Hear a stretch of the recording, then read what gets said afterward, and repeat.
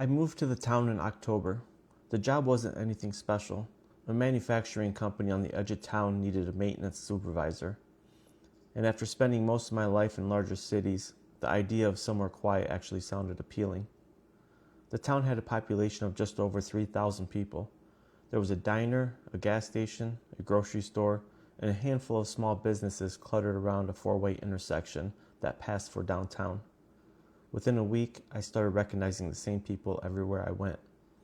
At first, I liked that. Then I started noticing the house. It sat at the end of Oak Hollow Road, about a mile outside town. You couldn't miss it. The road dead-ended at a rusted gate, and behind that gate sat an old two-story farmhouse surrounded by overgrown trees. The strangest thing was that it wasn't abandoned. The roof looked maintained, the grass was cut, the porch wasn't falling apart. Someone clearly took care of the property, yet nobody ever seemed to go there. The first time I asked about it was at the diner. I was eating breakfast before work, and when I mentioned it to the waitress, "Who lives at the place at the end of Oak Hollow?"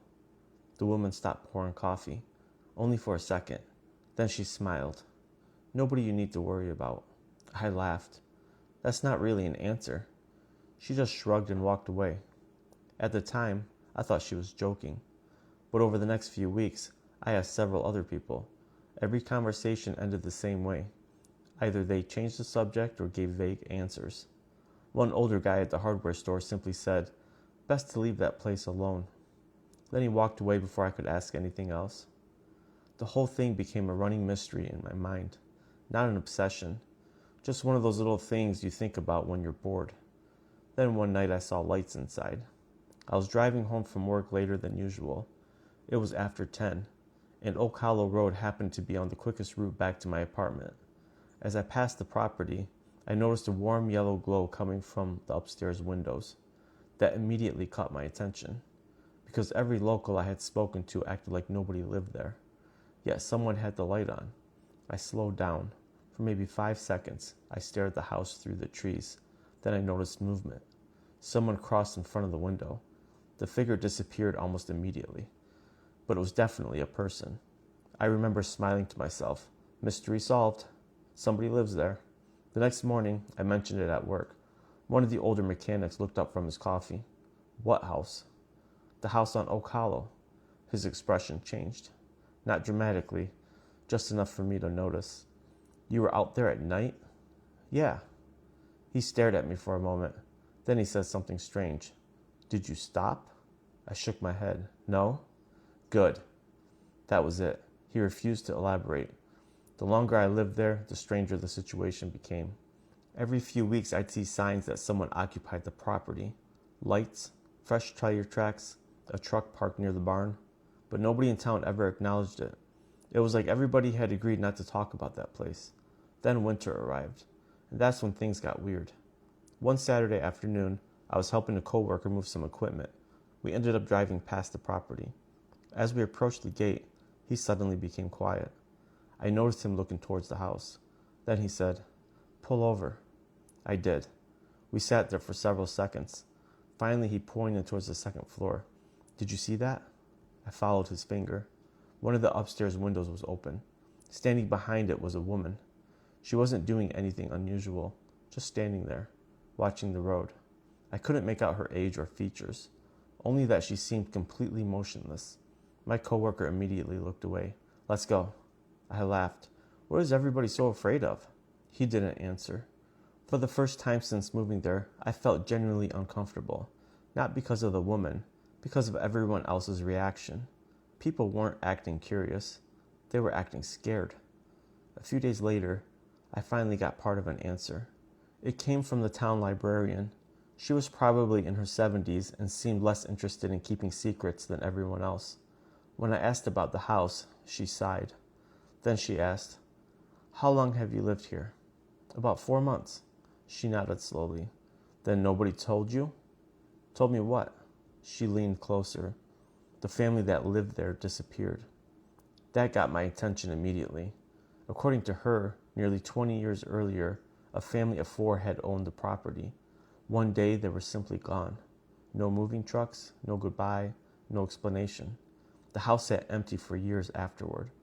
Eventually, ownership transferred through distant relatives.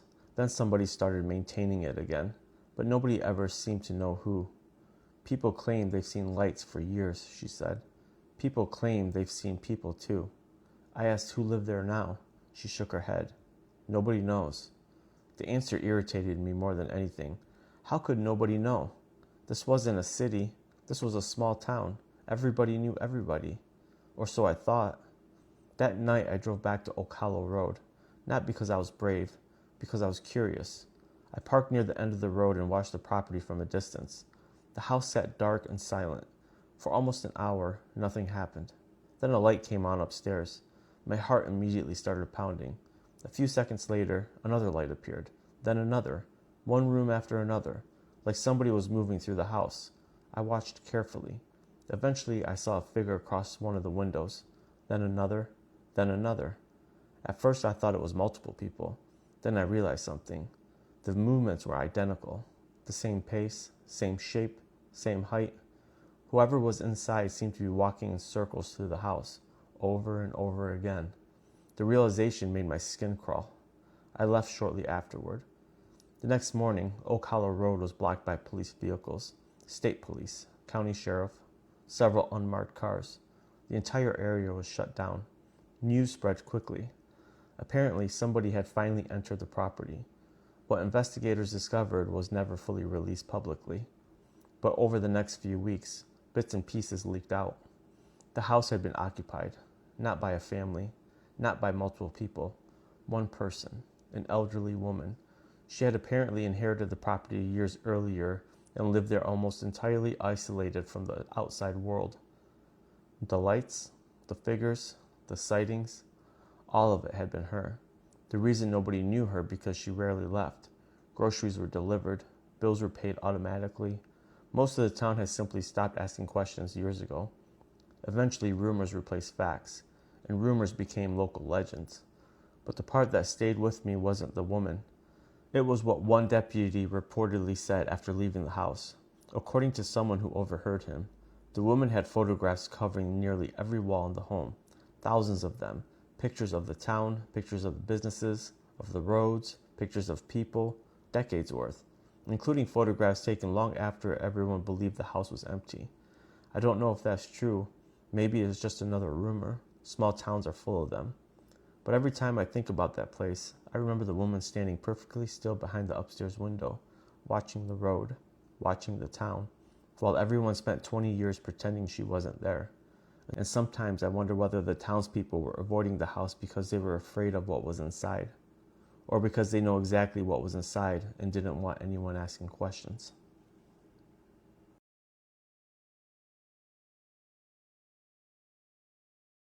The road wasn't closed. There weren't any warning signs, no gates, no police tape, nothing that would stop someone from driving down it. And yet, after living in that town for a few months, I noticed something strange. Nobody used it after dark. At first, I thought I was imagining things. Then I started paying attention, and once I did, I couldn't stop. I moved to the town when I was 26. It was the kind of place where everyone seemed to know everyone else. Most people have lived there their entire lives. Their parents had lived there, their grandparents had lived there. I was one of the few outsiders. I worked evenings at a warehouse about 20 minutes outside of town, which meant I usually got home sometime between midnight and 1 in the morning. Most nights I take the highway. It wasn't exciting, but it was faster. One evening, a coworker mentioned a shortcut called Miller Road. He said it would save me 10 minutes. At the time, it sounded pretty good. 10 minutes is 10 minutes. So the next night, I tried it. Miller Road was exactly what you expect from a rural shortcut. 2 narrow lanes, dense woods on both sides, no streetlights, no houses, no businesses, just pavement disappearing into darkness.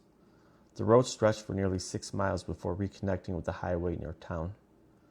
The first few times I drove it, nothing happened. In fact, it was kind of peaceful. No traffic, no headlights, no distractions. Just the sound of tires on asphalt. Then I noticed the truck. It sat in the same spot every night. A dark pickup parked on the shoulder about halfway down the road. No lights, no hazard flashers, no visible driver, just sitting there. The first time I saw it, I assumed somebody had broken down. The second time, I figured it was a hunter. By the fifth night, I started paying closer attention because the truck never moved. Same location, same direction, same position, every single night. One evening, I mentioned it to the guy at work. He immediately knew what I was talking about. That surprised me. I hadn't even described the truck yet. I simply said, "What's the deal with Miller Road?" He looked up from his coffee, then said, "You saw the pickup?" Not asked, stated, like a fact. I laughed. "Yeah, the black one." He nodded, then went back to his work. That was the end of the conversation. No explanation, no details, just enough to make me curious. Over the next few weeks, I started watching for the truck. It was always there. Sometimes rain covered the windshield, sometimes fog surrounded it, sometimes snow collected on the hood. But it never seemed to move. Not once. The strangest part was that nobody appeared concerned. It was almost as if the entire town had accepted it to be part of the landscape, like a mailbox or a tree or a road sign. Then one night the truck wasn't there. I remember the exact date because it was the first snowfall of the season. I left work around 12:30 and turned onto Miller Road. Halfway through the drive, I realized the shoulder was empty. The truck was gone. I don't know why that bothered me. It shouldn't have. Most people would have felt relieved. Instead, I felt uneasy, because for the first time, something changed. The feeling got worse a few minutes later. I checked my rearview mirror and saw headlights. That was unusual. In months of driving Miller Road, I had almost never encountered another vehicle at night. The headlights stayed far behind me, not gaining, not falling back. They were just there. I told myself it was another late-night worker. No big deal. But after several minutes, I noticed something. The headlights matched my speed exactly. If I slowed down slightly, they slowed. If I sped up, they sped up, always maintaining the same distance. I tried convincing myself it was coincidence. Then I looked at the clock. 12:47 a.m. I still had several miles left before reaching town. The headlights remained behind me the entire time. The moment I reached the highway, they disappeared. Not turned off, not exited. Gone. I pulled into the gas station a few minutes and sat there thinking about it. The whole thing felt stupid, paranoid, the kind of thing people scare themselves into believing. Eventually, I went home and forgot about it, at least for a while. A few days later, I stopped at the diner before work. An older man was sitting beside me at the counter. Somehow Miller Road came up in conversation. When I mentioned the pickup truck, he stared at me for a second. Then he asked, "Did you ever stop?" I shook my head. "No." He nodded. "Good." There was that word again. Good. Not lucky, not smart. Good. Like stopping would have been a mistake. I finally asked directly, "What is everyone so weird about?" The old man looked toward the window before answering. Then he said something I still remember perfectly. "People around here mind their business." That was it. Nothing else. The following week, curiosity got the better of me. I know that's not what you're supposed to do in stories like this, but curiosity has gotten people into trouble since the beginning of time, and apparently I wasn't any smarter. One night, I pulled over near the spot where the truck usually sat. The shoulder was empty. The snow had mostly melted by then. I grabbed a flashlight and stepped out. The woods were completely silent. No wind, animals, nothing. I walked toward the area where the truck normally parked. That's when I noticed tire tracks. A lot of them. Far more than I expected. Multiple vehicles had been using that shoulder, repeatedly, for a long time. The tracks disappeared into the trees. I followed them for maybe 30 yards. Then I stopped, because I saw something ahead. Another vehicle. Hidden among the trees. Lights off, engine off, just sitting there. My flashlight immediately dropped toward the ground. I don't know why. Instinct, maybe? I suddenly felt exposed, like someone might be watching. I backed away, slowly, quietly. Then I returned to my car. The next morning, Miller Road was all over the news. State police had conducted a raid overnight. Several arrests were made. Authorities recovered stolen property connected to a theft operation that had been using remote roads throughout the county. The exact details never became public, but the location shown on television looked very familiar. It was the same section of woods, the same area where I seen the hidden vehicle. For a while, that seemed like the end of the mystery. Reasonable explanation, case closed. Then I learned something else. The pickup truck people always talked about, the one parked on the shoulder every night, according to investigators, it wasn't connected to the theft operation at all. It belonged to somebody else. Nobody ever identified the owner. Nobody ever claimed it. And according to records, it had been appearing on Miller Road for nearly 15 years, long before the arrest, long before the criminal activity, long before most people in town could remember. The truck stopped appearing after the raid. No one knows why. Maybe whoever owned it moved on. Maybe they finally got tired of parking there. Maybe there was a perfectly normal explanation. But every now and then when I visit that town, I still drive past Miller Road, and every single time I find myself checking that stretch of shoulder, just in case. Because the thing that still bothers me isn't hidden vehicles, or the arrest, or the people operating in the woods. It's the fact that the entire town seemed to know something was wrong, and somehow decided it was better not to talk about it.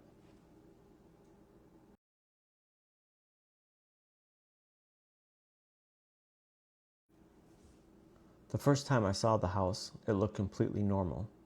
That was probably the most unsettling part of the entire thing. If the house had looked abandoned, I wouldn't have thought twice about it. If it had been falling apart or surrounded by police tape, there would have been an obvious explanation. Instead, it looked exactly like the other house on Maple Street. Fresh paint, mowed lawn, a swing hanging from a tree in the front yard. The kind of place you'd expect a family to live. And for years, one did, until they disappeared. I moved to the town when I was 17. My dad had accepted a position at a local hospital, and we relocated halfway through my junior year of high school. Needless to say, I wasn't thrilled about it. The town was small enough that everyone seemed to know everyone else's business. Within days, people knew my name. Within weeks, they knew where I lived. And before long, I started learning about the town's unofficial history. Every small town has stories. Maple Street had one. The Harrison family lived in the blue house near the corner. At least they used to. According to everyone I spoke to, they lived there for years. Parents, 2 children, normal family, normal life. Then one day, they were simply gone. When I first heard the story, I assumed they moved. People relocate all the time. But whenever I said that, locals would exchange strange looks. Then somebody would eventually say, "No, not like that." Nobody could explain exactly what they meant. One afternoon after school, I asked my neighbor about it. Mrs. Collins had lived on Maple Street for almost 40 years. If anyone knew the truth, it was probably her. She looked uncomfortable the moment I brought it up. Then she glanced toward the blue house. "I don't know what happened," she said, "but one morning they were there." She paused. Then they weren't. That wasn't much of an answer, but it was the same answer everyone else gave. A month later, another family moved into the house. The Reynolds family. Husband, wife, young daughter, perfectly normal, or at least they seemed normal. At first, nobody thought much of it. People were just happy somebody finally occupied the property again. But then strange things started happening. The Reynolds family acted like they'd always lived there. That sounds harmless, maybe even expected, but it went beyond simply settling in. They knew neighbors' names immediately. They knew details about local events. They knew stories about the town, stories that had happened years before they arrived. One day I overheard Mr. Reynolds talking to a man at the grocery store. He mentioned a storm that had damaged part of town nearly 10 years earlier. The problem? According to everyone, he'd only lived there a few months. People noticed. Nobody said anything, but people noticed. The weirdest moment happened during a neighborhood barbecue. My parents and I attended because everyone on Maple Street attended. While standing near the food table, I watched Mrs. Reynolds speaking with an older resident. The older woman suddenly asked, "So where did you move here from?" Mrs. Reynolds smiled, then said, "Here." The woman laughed. Mrs. Reynolds didn't. The conversation ended almost immediately. After that, rumors started. Some people claimed the Reynolds family had purchased the Harrison house before it was officially listed. Others claimed they'd somehow known the previous owners. Nobody could prove anything, but the story spread. Then came the newspaper. I found it by accident. The local library kept old newspaper archives on microfilm. One rainy Saturday, I was killing time and decided to search for articles involving Maple Street, mostly out of curiosity. Eventually, I found one. The headline was nearly 15 years old. Local family reported missing. The article described the Harrisons. Photos included, names included, everything matched, at first. Then I noticed something strange. The family photograph looked familiar. Very familiar, because the father looked exactly like Mr. Reynolds. Not similar, not related. Exactly. Same face, same smile, same features. I thought I was losing my mind. I printed a copy and brought it home. For hours, I compared the photograph to pictures I'd seen around town. The resemblance was impossible to ignore. The problem was the dates. The newspaper article was more than a decade old, yet the man looked exactly the same. Not older, not younger. The same. I finally showed the photo to my dad. His reaction immediately convinced me I wasn't imagining things. He stared at it for nearly a minute, then quietly said, "That's weird." The next day, I returned to the library. The article was gone. Not missing from the machine, gone from the archive. The librarian claimed she couldn't find it either. I never found another copy. Over the next several months, the entire situation became increasingly strange. People stopped talking about the Harrisons entirely.